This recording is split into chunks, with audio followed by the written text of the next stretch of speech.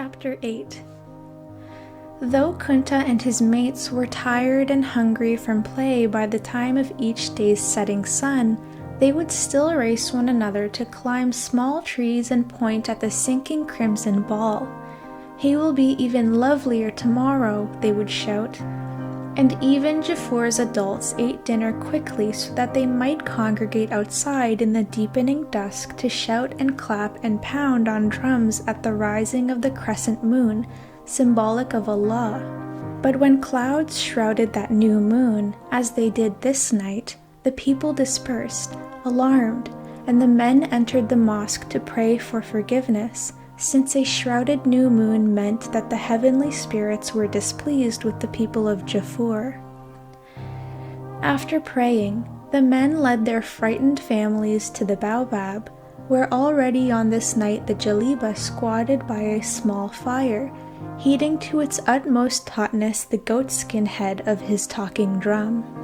Rubbing at his eyes, which smarted from the smoke of the fire, Kunta remembered the times that drums talking at night from different villages had troubled his sleep.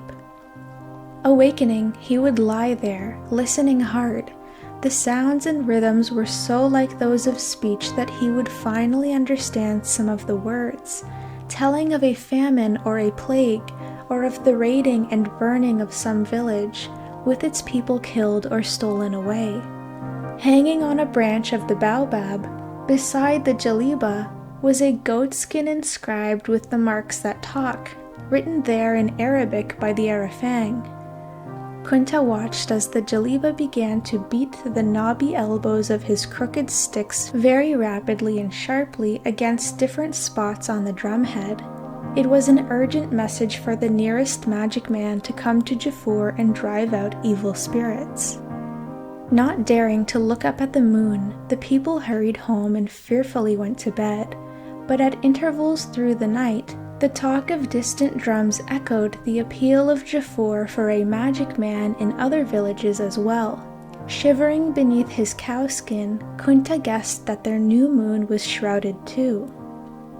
The next day, the men of Amoro's age had to help the younger men of the village to guard their nearly ripened fields against the seasonal plague of hungry baboons and birds.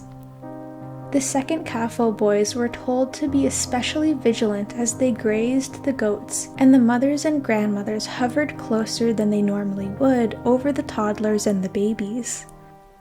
The first Kafo's biggest children, those the size of Kunta and Sitafa, were instructed to play a little way out past the village's tall fence, where they could keep a sharp lookout for any stranger approaching the traveler's tree, not far distant.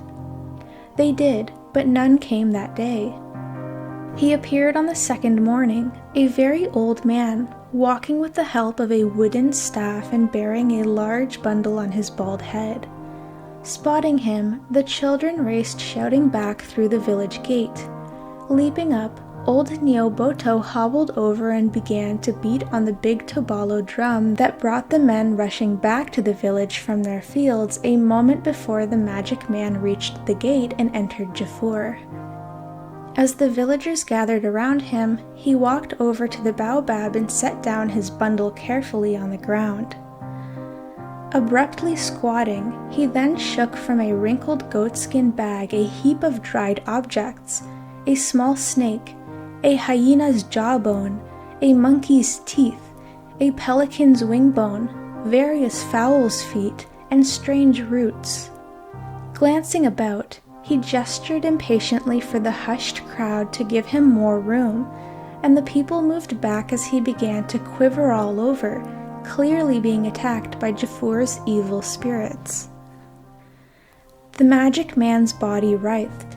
His face contorted, his eyes rolled wildly, as his trembling hands struggled to force his resisting wand into contact with a heap of mysterious objects.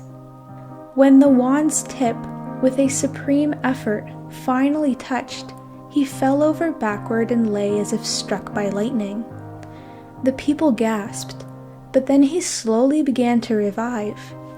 The evil spirits had been driven out. As he struggled weakly to his knees, Jafour's adults, exhausted but relieved, went running off to their huts and soon returned with gifts to press upon him. The magic man added these to his bundle, which was already large and heavy with gifts from previous villages, and soon he was on his way to answer the next call. In his mercy, Allah had seen fit to spare Jafur once again.